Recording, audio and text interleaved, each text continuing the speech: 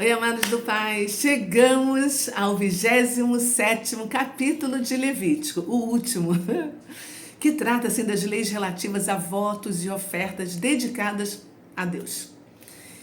E esse capítulo, ele encerra este terceiro livro do Pentateuco, dando assim ênfase à dedicação e à consagração, para nos mostrar a importância do nosso compromisso espiritual e o valor do que a gente está oferecendo a Deus.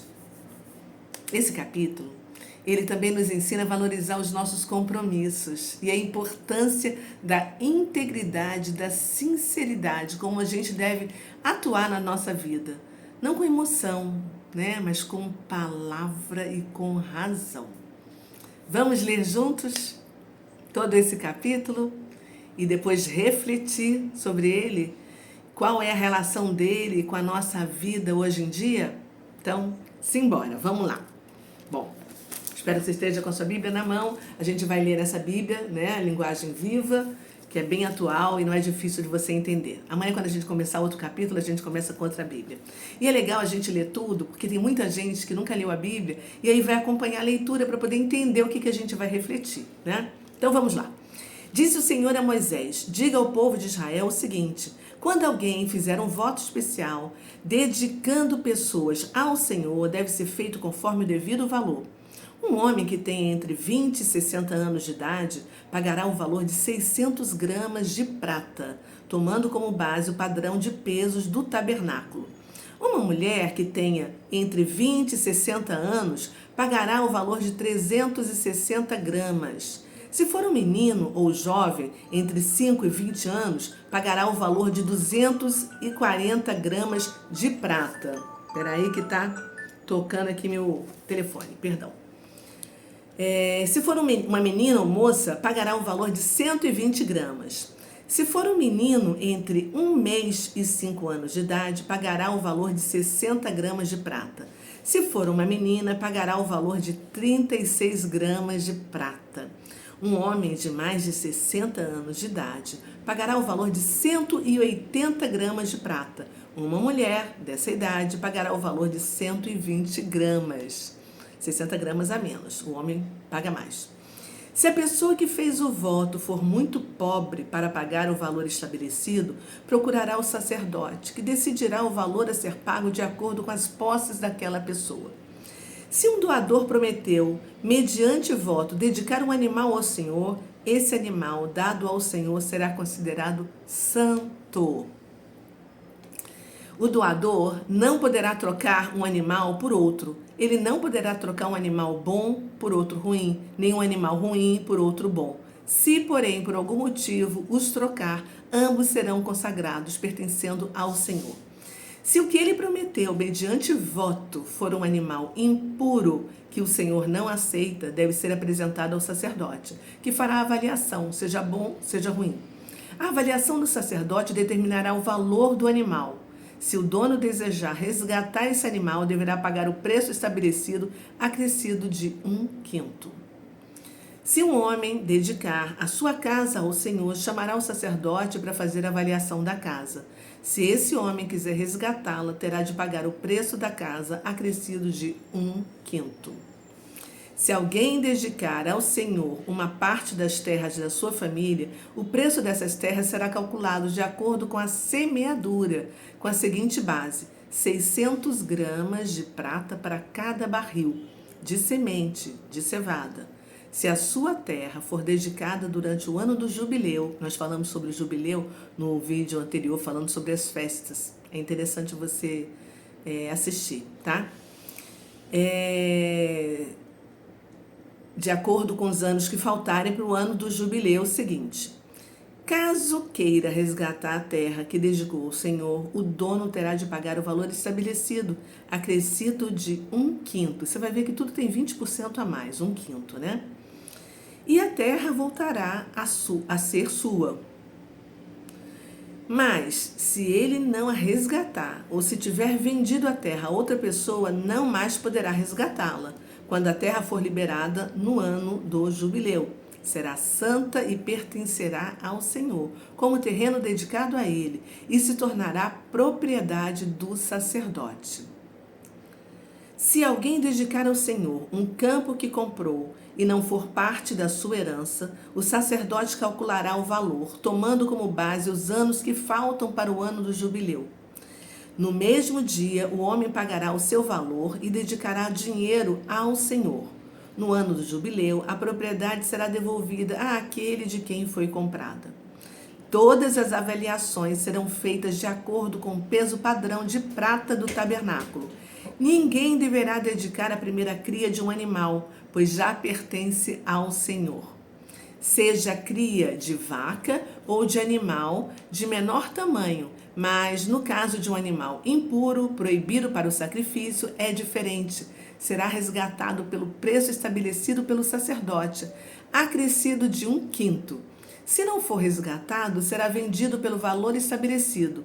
Entretanto, ninguém poderá vender ou resgatar, quer pessoa, quer animal, quer terras de sua propriedade, que tiverem sido dedicados ao Senhor de modo definitivo. Preste atenção. Pois tudo aquilo que for dedicado dessa maneira será muito santo ao Senhor. Se alguém for condenado à morte, segundo as leis do Senhor, não poderá ser resgatado, porque será morto. Todos os dízimos dos produtos da terra são do Senhor, quer dos cereais, quer das frutas. Essa parte é santa ao Senhor. Se um homem desejar resgatar parte do seu dízimo, terá de pagar o preço dela, acrescido de 1/5. Também de todos os animais criados pelo homem, seja do gado ou de rebanhos, o dízimo pertence ao Senhor. De cada 10 animais, 1 é do Senhor. Não importa se os animais dedicados como dízimos são bons ou ruins, o dono não poderá trocar um animal pelo outro. Se algum animal é consagrado como dízimo, for trocado por outro, os dois pertencerão ao Senhor. Serão santos e não poderão ser resgatados. O Senhor deu esses mandamentos a Moisés no Monte Sinai para o povo de Israel. Vamos agora pensar no que a gente leu aqui agora? Nós vimos a consagração de pessoas, de animais, de terras ao Senhor, estabelecendo assim um sistema de avaliação para resgatar esses votos. Esses detalhes assim refletem a seriedade, a espiritualidade envolvidas na dedicação a Deus. As pessoas podiam fazer votos de dedicação pessoal ou de seus bens a Deus, que poderiam ser resgatados com valores monetários estabelecidos, que seriam estabelecidos aos votos para resgate, dependendo do que ou quem havia sido consagrado, né?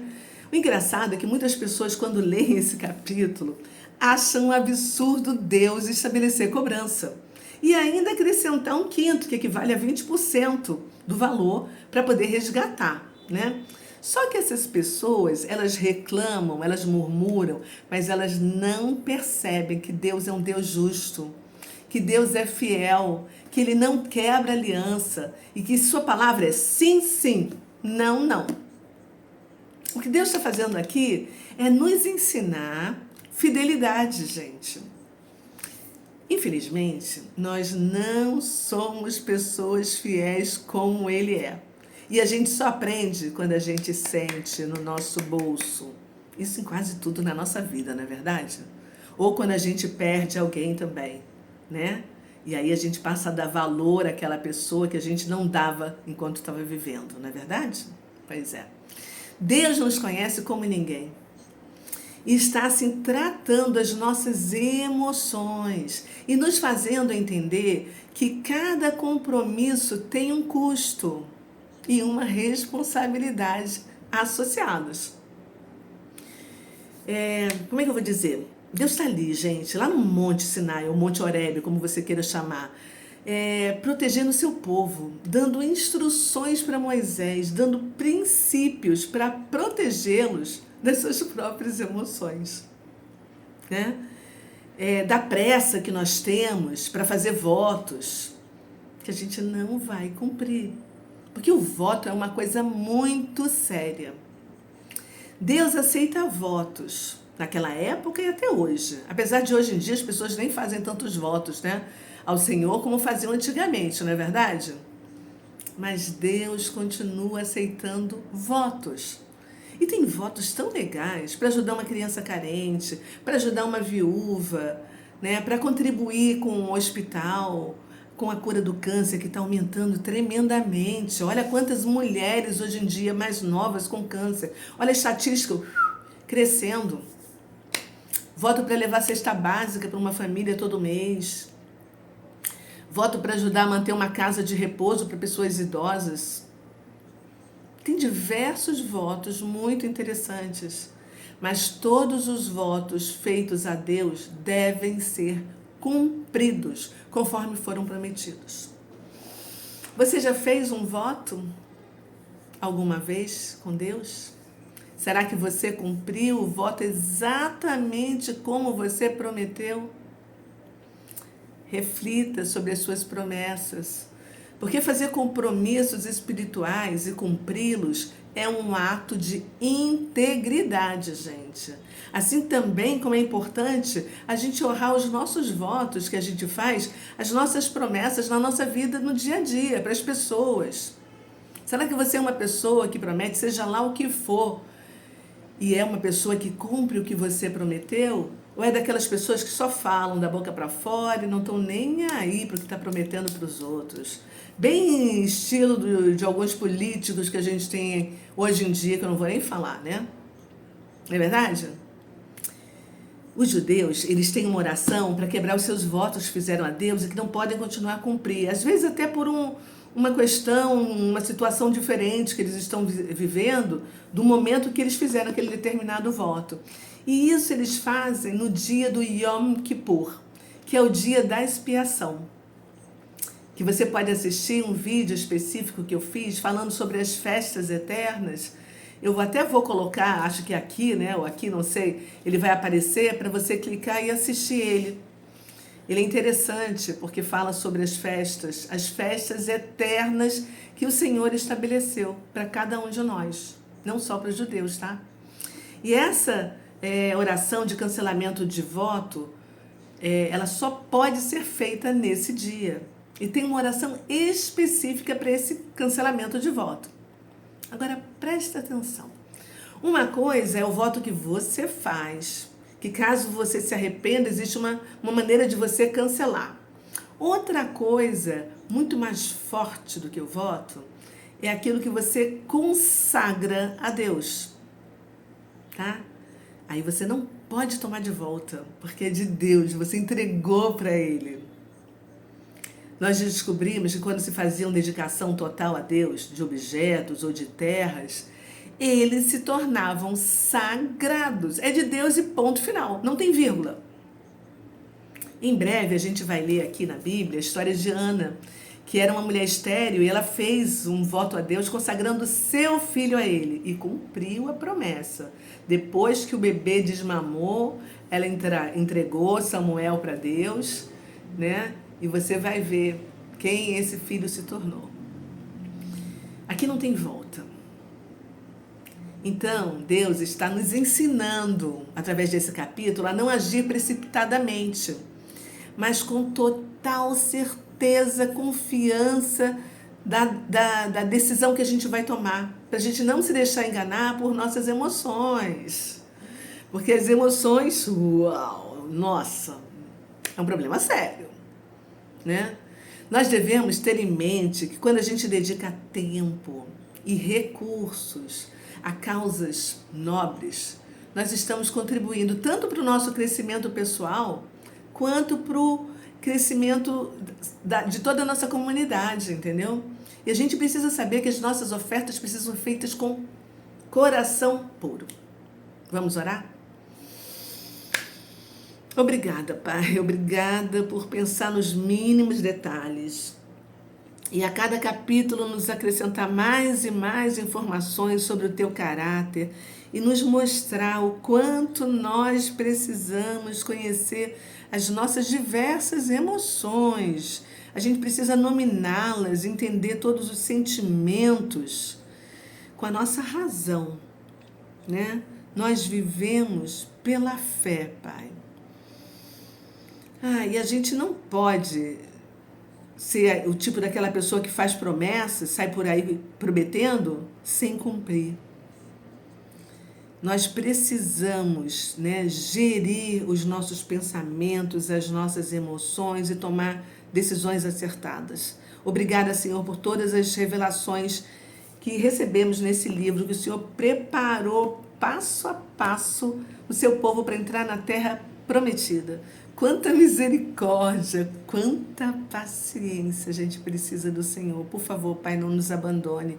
Continue conosco e que o Teu Espírito Santo possa nos revelar mais e mais sobre o próximo livro que nós vamos ler e já vamos começar amanhã. Números, que em hebraico se chama Bemidbar, ou seja, a tradução é no deserto. Obrigada, Deus. Nós oramos em nome de Jesus. Amém e amém. Eu peço, Pai, que abençoe todas essas pessoas que estão juntas comigo, acompanhando essa leitura diária, quando vão para o seu trabalho, acordando, ou antes de dormir, na hora do seu almoço, mas que estão ouvindo aquilo que o Senhor deixou registrado para que a gente aprenda e entenda e siga no caminho correto, reto, de volta para casa. Nós te amamos, Pai. Amém e amém. É isso aí, gente. Olha, um beijo no seu coração. Amanhã tem mais. Eu peço para você, deixa o seu like, porque isso ajuda o YouTube a mandar para outras pessoas.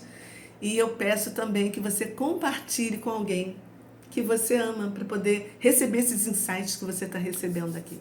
Combinado? Beijo, fui. Amanhã a gente começa um novo livro. Yes! Vai ser o quarto do Pentateuco. Simbora, tivemos dia para começar, mas não temos dia para terminar. E vamos de Gênesis a Apocalipse. Fui, tchau.